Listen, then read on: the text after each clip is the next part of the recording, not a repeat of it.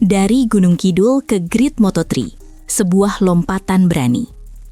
Pebalap muda Indonesia, Veda Ega Pratama, resmi naik kasta ke Moto3 musim 2026. Bukan sekedar promosi, ini adalah langkah paling berani dalam sejarah karirnya. Dari lintasan kecil di Gunung Kidul, kini ia bersiap menantang pebalap top dunia dalam kejuaraan yang penuh tekanan. Veda bukan muncul tiba-tiba. Ia dibentuk dari tempaan keras di Astra Honda Racing School, Asia Talent Cup, hingga mengukir sejarah sebagai runner-up Red Bull Rookies Cup 2026. Kemenangan dramatisnya di Mugello jadi penanda bahwa Indonesia tak lagi jadi penonton di peta balap dunia. Kini, semua mata tertuju pada bocah Gunung Kidul yang bersumpah ingin menantang arus dan membuktikan talenta Asia layak diperhitungkan. Dan Moto3 bukan tempat main-main, disinilah batas mental dan fisik akan diuji. Veda tak datang untuk belajar semata, tapi untuk berjuang habis-habisan. Musim 2025, ajang uji coba yang jadi titik lonjakan. Jika kamu pikir Veda Ega cuma sekedar sensasi viral, kamu salah besar. Musim 2025 jadi panggung ujian sesungguhnya. Veda turun di dua ajang berbeda, Red Bull Rookies Cup dan Junior GP. Di Rookies Cup, dia bukan sekedar bersaing, tapi jadi ancaman serius sejak seri pertama. Puncaknya, double winner di Mugello dan konsisten rebut podium hingga akhir musim. Runner-up klasemen di bawah Max Quiles, nama besar Eropa.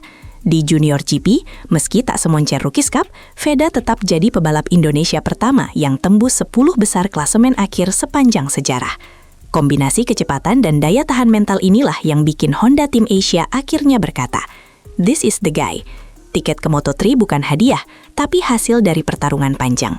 Dan musim 2025 adalah bukti sah bahwa Veda layak naik kasta. Honda Team Asia. Tim Asia, ambisi global. Masuknya Veda ke Honda Team Asia bukan cuma soal kebanggaan nasional, tapi bagian dari strategi global HRC. Tim ini dirancang untuk mengorbitkan rider-rider Asia ke panggung MotoGP, dan Veda bukan satu-satunya. Ia akan bertandem dengan Zen Mitani, pebalap Jepang yang juga baru promosi. Ini duet Asia yang bukan hanya simbolik, tapi kompetitif. Dengan manajer tim seperti Hiroshi Ayoma, mantan juara dunia 250cc, Veda akan berada di bawah bimbingan langsung mentor yang tahu kerasnya dunia Grand Prix. Tapi jangan salah, tekanan internal juga tinggi. Rekan setim bisa jadi rival, dan di Moto3 tak ada waktu bersantai. Ini adalah arena berdarah dingin, di mana setiap lap adalah pertarungan hidup mati. Veda harus cepat beradaptasi, atau tenggelam dalam persaingan. Zen Mitani, partner atau rival dalam satu pit. Zen Mitani adalah rekan satu tim Veda di Honda Team Asia. Tapi jangan anggap ini duet harmonis ala film kartun. Di Moto3, rekan tim bisa jadi musuh terselubung. Mitani, sama-sama rookie, punya latar belakang kuat di ATC dan Junior GP. Keduanya sudah pernah bertarung di masa lalu, dan rivalitas itu bisa menyala kapan saja. Dalam tim Asia, hanya satu yang bisa tampil lebih menonjol. Sponsor, media, hingga fans akan membandingkan setiap performa mereka. Apakah Veda bisa unggul dalam head-to-head melawan Mitani? Atau justru jebakan debutan membuatnya kesulitan? Persaingan ini akan jadi narasi tambahan di balik layar. Dan percayalah, di Moto3, kamu bisa kehilangan tempat bahkan sebelum pertengahan musim. Jadi, chemistry penting, tapi kecepatan tetap segalanya. Fisik dan mental, dua musuh tak terlihat di Moto3. Saat ditanya soal persiapan terberat, Veda menjawab tanpa ragu, fisik dan mental. Moto3 dikenal dengan karakter balapan yang brutal. Bukan sekedar soal kecepatan, tapi kekuatan untuk menahan guncangan, tekanan ban, hingga panas tubuh saat duel wheel-to-wheel. Ditambah lagi, tekanan mental dari jadwal padat, ekspektasi tinggi, dan rival-rival Eropa yang jauh lebih berpengalaman. Veda mengakui bahwa latihan fisik kini jadi prioritas utama, di atas strategi atau teknik. Selain itu, menjaga pikiran tetap fokus di tengah tekanan debut adalah kunci. Karena satu kesalahan kecil saja bisa membuat karir melorot seketika. Ini bukan lagi lintasan junior. Di sini, semua pembalap siap menggigit, dan tidak peduli kamu rookie atau veteran. Veda harus lebih kuat dari rasa gugupnya sendiri. Tanpa latihan khusus, strategi Veda justru bikin kaget. Di tengah pebalap lain yang gencar latihan privat, ikut bootcamp Eropa, atau program simulasi sirkuit. Veda justru tampil kalem. Latihan khusus? Enggak sih, ujarnya lugas. Jawaban yang bikin banyak orang mengernyit. Tapi di balik itu, ada strategi tersembunyi. Veda memilih memfokuskan diri ke dasar, daya tahan tubuh, dan mentalitas tempur. Ia menunggu Winter Camp Honda Tim Asia untuk mulai menyatu dengan tim, motor, dan sistem kerja garasi Grand Prix. Selebihnya, ia tetap jalankan rutinitas di Jogja dan kadang latihan dengan rider lain. Pendekatannya sederhana, tapi efektif. Tidak buru-buru, tidak overtraining, tapi konsisten. Veda sadar, adaptasi bukan soal banyaknya latihan, tapi kualitas penyesuaian dengan motor dan komunikasi tim.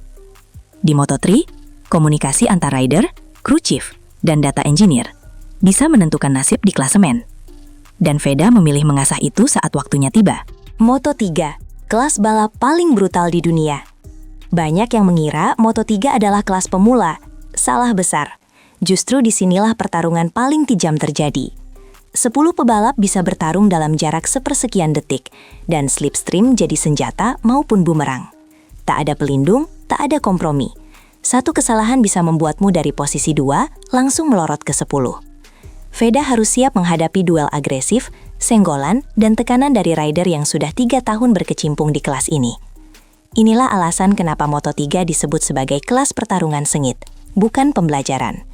Veda akan masuk ke sirkuit seperti Qatar, Jerez, hingga Sachsenring yang menuntut presisi tinggi dan keberanian luar biasa.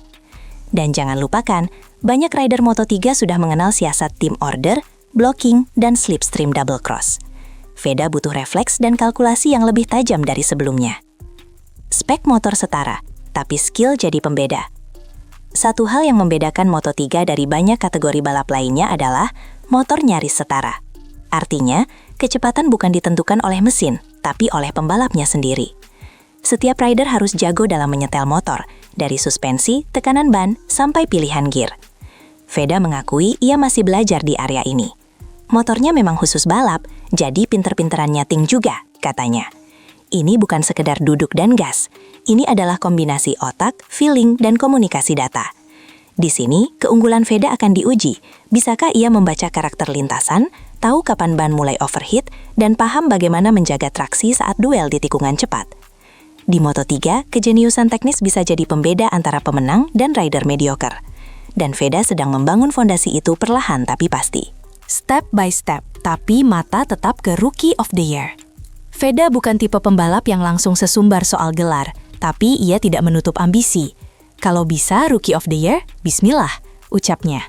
Tapi ia langsung menambahkan, adaptasi tetap prioritas. Ini kalimat yang merangkum strategi besarnya, melangkah satu persatu tanpa kehilangan target utama. Gelar Rookie of the Year bukan mustahil. Tapi untuk itu, ia harus kalahkan rookie-rookie berbakat lain seperti Maximo Quiles, Spanyol, Brian Uriarte, Spanyol, atau Ryosuke Bando, Jepang. Semua punya latar belakang kuat dan pengalaman panjang di junior GP. Veda harus membuktikan bahwa lulusan AHRS bukan cuma tempelan eksotik dari Asia, tapi benar-benar ancaman. Ia tahu jalan menuju penghargaan itu panjang, tapi dengan konsistensi, ia yakin bisa membuat sejarah baru. Langkahnya dimulai dari bawah, tapi pandangannya selalu ke atas. Tekanan nasional, harapan rakyat, beban di bahu Veda. Naik ke Moto3 sebagai wakil Indonesia bukan hanya soal personal achievement. Ini tentang representasi.